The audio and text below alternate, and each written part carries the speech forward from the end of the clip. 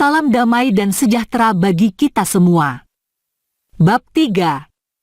Sintesis 2 tradisi doa.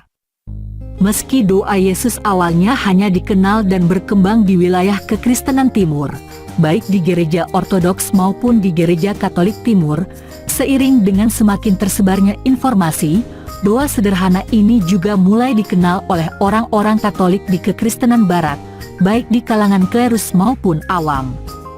Salah satu buku yang paling berpengaruh dalam penyebaran doa Yesus di kalangan orang-orang Katolik adalah buku klasik berjudul The Way of a Pilgrim. Kemungkinan besar buku ini adalah sebuah autobiografi yang ditulis pada abad 19 oleh seorang Rusia yang tak dikenal atau anonim. Buku ini mengisahkan pengalaman sang penulis yang berkelana menjelajahi Rusia sambil mempraktekkan doa Yesus. Dalam perjumpaannya dengan bermacam-macam orang, dan dari berbagai kejadian yang dialaminya sepanjang perjalanan, dia belajar banyak tentang makna dan kekuatan dari doa Yesus. Dalam perjalanan ia juga bergumul dengan berbagai keraguan, kesulitan dan godaan. Namun berkat doa Yesus yang dipraktekkannya sepanjang jalan, ia menemukan kedamaian dan pencerahan melalui semangat kerendahan hati, penyangkalan diri dan kedekatannya dengan Tuhan. Dari doa Yesus menjadi meditasi Yesus. Buku The Way of a Pilgrim sudah tersebar luas ke seluruh dunia dan dibaca oleh jutaan orang Kristen, termasuk orang-orang Katolik. Pesan sederhana namun kuat dari buku ini tentang karunia dan kuasa rohani dari doa Yesus telah memikat begitu banyak orang dan membuat mereka tertarik untuk mempraktekkannya. Ketertarikan ini juga dialami oleh sekelompok orang muda Katolik di Bandung sekitar pertengahan dekade 90-an. Mereka mempraktekkan doa Yesus ini dalam salah satu kegiatan doa di kelompok mereka. Sebagai Katolik, mereka terbiasa mempraktekkan doa rosario. Maka praktek doa Yesus yang dilakukan, sedikit atau banyak juga ikut dipengaruhi oleh pola dan kebiasaan yang ada pada kegiatan doa rosario. Salah satu contohnya, karena tidak memiliki kombus kini, maka mereka mempraktekkan doa Yesus dengan alat bantu untayan rosario. Masalahnya, untayan rosario memiliki bentuk dasar yang berbeda dengan kombus kini yang biasa digunakan dalam doa Yesus. Kombos kini umumnya digunakan untuk mendaraskan sebuah doa secara berulang-ulang, sedangkan untayan rosario digunakan untuk mendaraskan setidaknya 2 macam doa, 1 kali Bapa Kami dan 10 kali Salam Maria, secara berulang-ulang. Akibatnya, penggunaan untayan rosario ini juga memunculkan gagasan baru, yaitu kebutuhan untuk menambahkan doa lain sebagai pelengkap dari rumusan doa Yesus yang sudah ada. Beberapa macam doa sempat dicoba sampai akhirnya ditemukan sebuah doa tambahan yang sangat cocok untuk ditambahkan pada doa Yesus. Selanjutnya bentuk doa yang dipraktekkan menjadi seperti ini. Pada butir Salam Maria sebanyak 10 kali, Tuhan Yesus Kristus Putra Allah, kasihanilah aku orang berdosa. Pada butir Bapa Kami, Tuhan Yesus Kristus, aku mengasihi Engkau. Doa baru yang ditambahkan ini mengambil inspirasi dari jawaban Petrus ketika Tuhan bertanya hingga 3 kali berturut-turut, Simon anak Yohanes, apakah engkau mengasihi aku?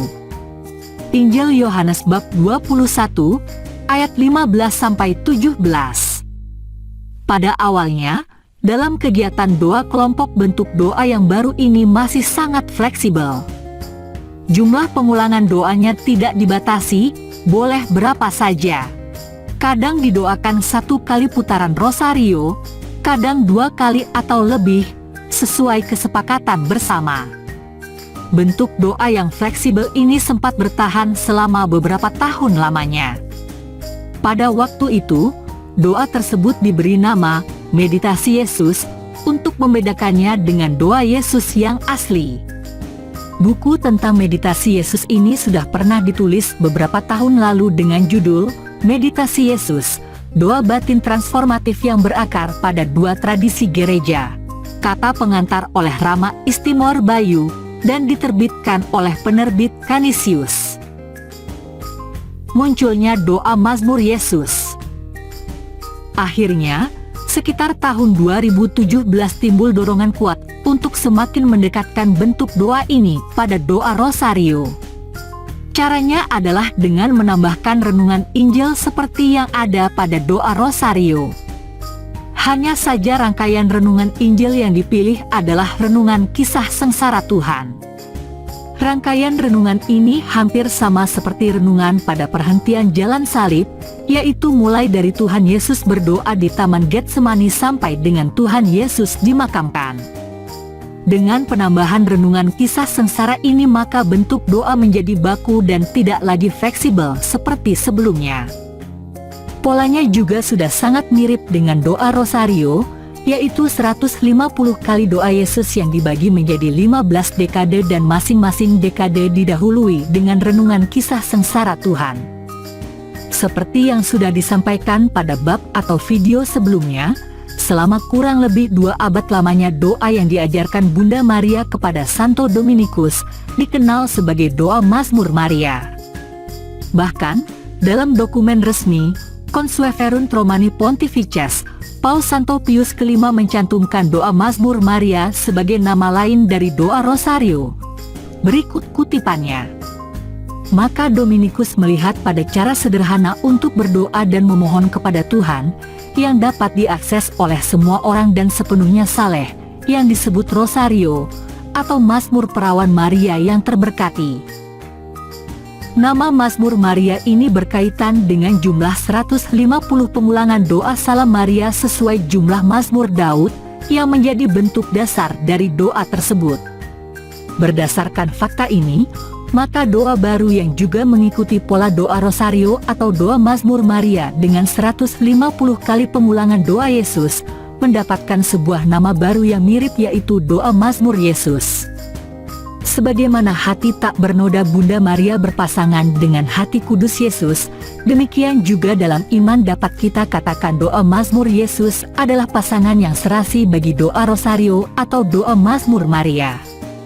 Selain itu, dalam konteks senjata rohani kehadiran doa Mazmur Yesus sebagai pendamping doa Rosario juga sangat tepat.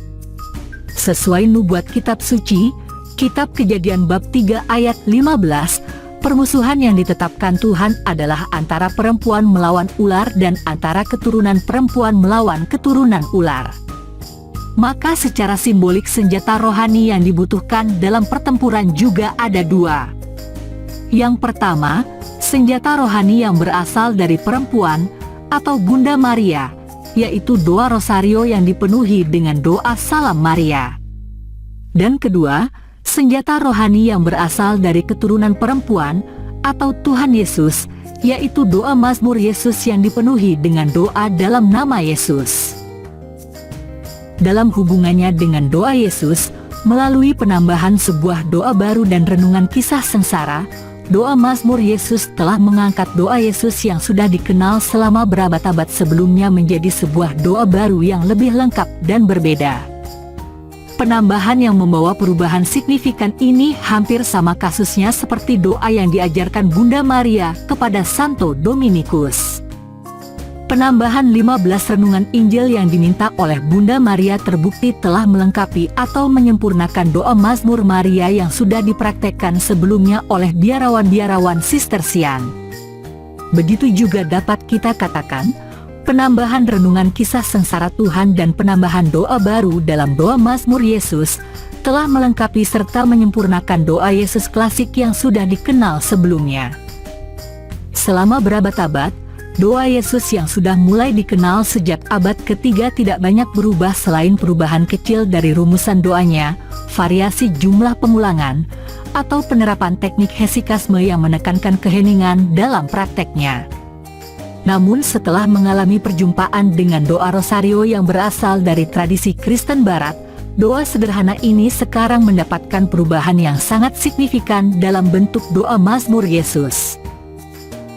Jadi dapat disimpulkan bahwa doa Mazmur Yesus adalah doa sederhana yang muncul dari sintesis atau perpaduan dua tradisi doa Kristen, yaitu doa Yesus dari Kristen Timur dan doa Rosario dari Kristen Barat.